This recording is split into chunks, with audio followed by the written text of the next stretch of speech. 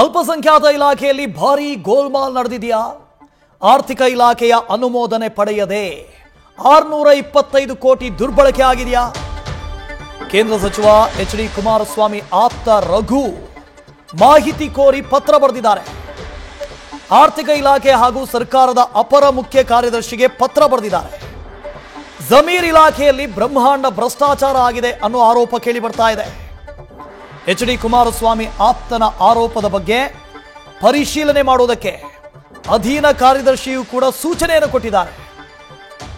ಬೃಹತ್ ಗೋಲ್ಮಾಲ್ ಇದು, 625 ಕೋಟಿಯ ಗೋಲ್ಮಾಲ್.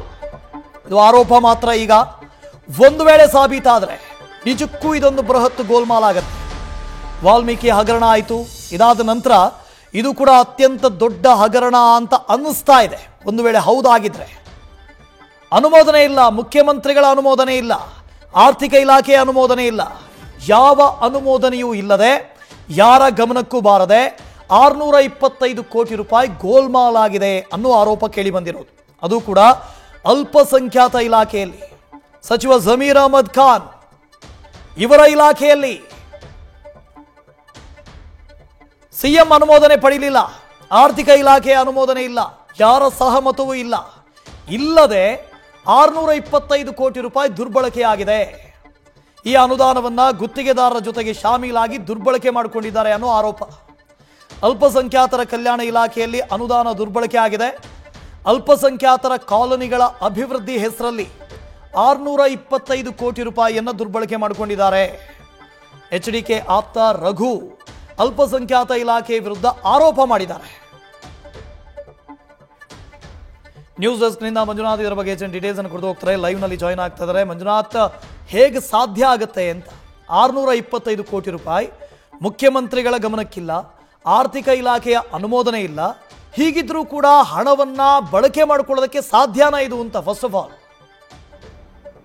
ವಾಸುದೇವ್, ಏನು ಅಲ್ಪಸಂಖ್ಯಾತರ ಒಂದು ಏನು ಕಾನೂನುಗಳಿದೆ, ಈ ಒಂದು ಅಭಿವೃದ್ಧಿಗೆ ರಾಜ್ಯ ಸರ್ಕಾರ 1,000 ಕೋಟಿ ಅನುದಾನವನ್ನು ಮೀಸಲಿಟ್ಟಿರುತ್ತೆ. ಆ ಒಂದು ಅನುದಾನದಕ್ಕೆ ಹೆಚ್ಚುವರಿಯಾಗಿ 625 ಕೋಟಿಯನ್ನು ವಿಡ್ರಾ ಮಾಡಿದ್ದಾರೆ ಅನ್ನೋ ಜೊತೆಗೆ ಅದು ಗುತ್ತಿಗೆದಾರರ ಜೊತೆ ಶಾಮೀಲಾಗಿ ಈ ಒಂದು ಹಣವನ್ನು ದುರ್ಬಳಕೆ ಮಾಡಿಕೊಂಡಿದ್ದಾರೆ ಅನ್ನೋ ಒಂದು ಆರೋಪವನ್ನು ಕುಮಾರಸ್ವಾಮಿ ಅವರ ಆಪ್ತ ರಘುಕುಮಾರ್ ಅವರು ಸರ್ಕಾರದ ಅಪರ ಮುಖ್ಯ ಕಾರ್ಯದರ್ಶಿಗೆ ಪತ್ರ ಬರೆದು ಒಂದು ದೂರನ್ನು ಕೊಟ್ಟಿರುವಂಥದ್ದು. ಪ್ರಮುಖವಾಗಿ ಏನು 176 ಕ್ಷೇತ್ರಗಳಿಗೆ ಈ ಒಂದು 11 ಕಾರ್ಪೊರೇಷನ್ಗಳಿಗೆ ಈ ಒಂದು ಅಲ್ಪಸಂಖ್ಯಾತರ ಒಂದು ಏನು ಕಾಲೋನಿಗಳಿರುತ್ತೆ ಅಲ್ಲಿ ಮೂಲಭೂತ ಸೌಕರ್ಯಗಳಿಗೆ 1,000 ಕೋಟಿಯನ್ನು ಸಿಎಂ ಸಿದ್ದರಾಮಯ್ಯ ಅವರು ಮೀಸಲಿಟ್ಟಿದ್ರು. ಆದರೆ ಸಿಎಂ ಸಿದ್ದರಾಮಯ್ಯ ಅವರು ಮತ್ತೆ ಆರ್ಥಿಕ ಇಲಾಖೆಗೆ ಗಮನಕ್ಕೆ ಬರದೆ 625 ಕೋಟಿ ಹೆಚ್ಚುವರಿ ಹಣವನ್ನು ಡ್ರಾ ಮಾಡಿದ್ದಾರೆ ಅನ್ನೋ ಒಂದು ಆರೋಪವನ್ನು ಮಾಡಿ ರಘುಕುಮಾರ್ ಅವರು ಸರ್ಕಾರದ ಅಪರ ಕಾರ್ಯದರ್ಶಿಗೆ ಒಂದು ಪತ್ರವನ್ನು ಬರೆದಿದ್ದಾರೆ.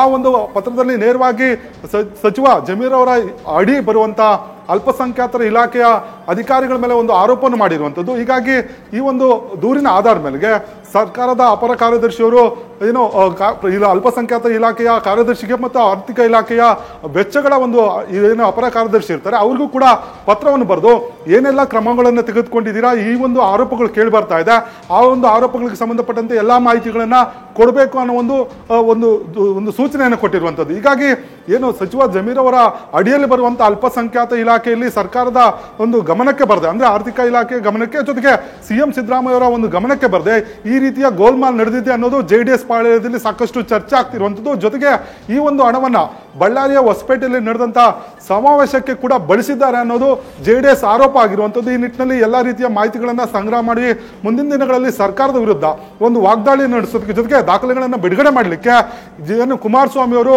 ತಮ್ಮ ಆಪ್ತನ ಮುಖಾಂತರ ಒಂದು ದಾಖಲೆಗಳನ್ನು ಸಂಗ್ರಹಕ್ಕೆ ಮುಂದಾಗಿರುವಂಥದ್ದು. ಒಂದು ಕಡೆಯಿಂದ ಈ ಹಿಂದೆ ಈ ವಾಲ್ಮೀಕಿ ಪ್ರಕರಣ ಏನಾಯ್ತು, ಈ ಹಗರಣಕ್ಕೆ ಸಂಬಂಧಪಟ್ಟ ಹಾಗೆ ದೊಡ್ಡ ಮಟ್ಟಿಗೆ ಹೋರಾಟಗಳಾಯಿತು, ಎಲ್ಲಾನು ಆಯಿತು. ಆ ಕೇಸ್ ಎಲ್ಲಿಗೆ ಬಂದು ನಿಲ್ತು? ಅಲ್ಲೇ ಸ್ತಬ್ಧವಾಗಿದೆ. ಇನ್ನೂ ಕೂಡ ಸಚಿವರು ಅಂತ ಹೇಳಲಿಲ್ಲ, ಮಾಜಿಯಾಗಿ ಉಳ್ಕೊಂಡಿದ್ದಾರೆ, ಬೇರೆ ವಿಷಯ. ಆದರೆ ಇಲ್ಲಿ ಈ ಹಿಂದೆ ರಾಜೀನಾಮೆ ಪಡೆದ ರೀತಿಯಲ್ಲೇ ಈಗಲೂ ಕೂಡ ಸರ್ಕಾರ ಜಮೀರ್ ಅವರ ರಾಜೀನಾಮೆ ಪಡೆಯಬಹುದಾ ಒಂದು ವೇಳೆ ಸಾಬೀತಾದರೆ?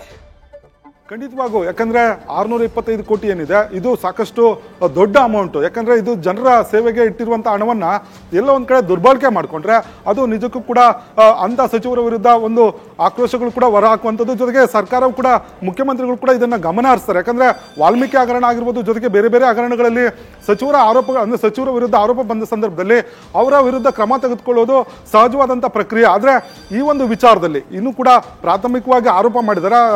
ಅಧಿಕಾರಿಗಳು ಮಾಹಿತಿಯನ್ನು ಸಂಗ್ರಹ ಮಾಡಿ ಅದನ್ನ ಕುಮಾರಸ್ವಾಮಿ ಅವರಿಗೆ ನೀಡ್ತಾರೆ. ನಂತರ ಅವರು ಈ ಒಂದು ವಿಚಾರವನ್ನು ಇಟ್ಕೊಂಡು ಸರ್ಕಾರದ ವಿರುದ್ಧ ದಾಖಲೆಗಳನ್ನು ಬಿಡುಗಡೆ ಮಾಡಿ ನಂತರ ಈ ಒಂದು ಆರೋಪದಲ್ಲಿ ಸಚಿವ ಜಮೀರ್ ಅವರ ಪಾತ್ರ ಏನಾದರೂ ಇದ್ರೆ ಅವರ ರಾಜೀನಾಮೆ ಕೂಡ ಆಗ್ರಹಿಸುವ ಸಾಧ್ಯತೆ ಇರುವಂತದ್ದು. ಹೀಗಾಗಿ ಈಗ ಏನು ಪತ್ರ ಬರೆದಿದ್ದಾರೆ ಆ ಪತ್ರದ ಮೇರೆಗೆ ಯಾವ ರೀತಿಯ ಮಾಹಿತಿಗಳನ್ನು ಅಧಿಕಾರಿಗಳು ಕೊಡ್ತಾರೆ ಆ ಮಾಹಿತಿಗೋಸ್ಕರ ಈಗ ಕುಮಾರಸ್ವಾಮಿ ಅವರು ಮತ್ತು ಅವರ ಆಪ್ತ ರಘು ಅವರು ಕಾಯ್ತಾ ಇರುವಂತದ್ದು. ಒಂದ್ ವೇಳೆ ದಾಖಲೆಗಳು ಸಿಕ್ಕಿ ಅಲ್ಲಿ ಈ ಒಂದು ಇಲಾಖೆ ಹಣವನ್ನ ದುರ್ಬಳಕೆ ಮಾಡ್ಕೊಂಡಿದೆ ಆದ್ರೆ ನಿಜಕ್ಕೂ ಕೂಡ ಇದು ಮುಂದಿನ ದಿನಗಳಲ್ಲಿ ಸಚಿವ ಜಮೀರ್ ಅವರಿಗೆ ಸಾಕಷ್ಟು ಕಂಟಕ ತರುವಂತ ಸಾಧ್ಯತೆ ಇರುವಂಥದ್ದು. ಯಾಕಂದ್ರೆ ಅಲ್ಪಸಂಖ್ಯಾತರ ಕಾಲೋನಿಗಳಿಗೆ ಅವರ ಸಮುದಾಯದ ಕಾಲೋನಿಗಳಿಗೆ ಇಟ್ಟಂತ ಹಣವನ್ನು ದುರ್ಬಳಕೆ ಮಾಡಿಕೊಂಡ್ರೆ ಸಮುದಾಯದಲ್ಲೂ ಕೂಡ ಸಾಕಷ್ಟು ವಿರೋಧ ಕೂಡ ವ್ಯಕ್ತ ಆಗುವಂತ ಸಾಧ್ಯತೆ ಇರುವಂಥದ್ದು. ಹಾಗಾಗಿ ಕುಮಾರಸ್ವಾಮಿ ಅವರು ಮತ್ತು ಅವರ ಆಪ್ತ ಈ ಒಂದು ದಾಖಲೆಗಳಿಗಾಗಿ ಕಾಯ್ತಾ ಇರುವಂಥದ್ದು. ಜೊತೆಗೆ ಸಂಪೂರ್ಣವಾದಂತಹ ಮಾಹಿತಿಗಳನ್ನ ಸಂಗ್ರಹ ಮಾಡಿ ಮುಂದಿನ ದಿನಗಳಲ್ಲಿ ಬಿಡುಗಡೆ ಮಾಡೋದಕ್ಕೆ ಒಂದಷ್ಟು ಪ್ಲಾನ್ಗಳನ್ನು ಮಾಡ್ಕೊಂಡಿದ್ದಾರೆ ಅನ್ನೋ ಮಾಹಿತಿ ಈಗ ಲಭ್ಯ ಆಗಿರುವಂಥದ್ದು.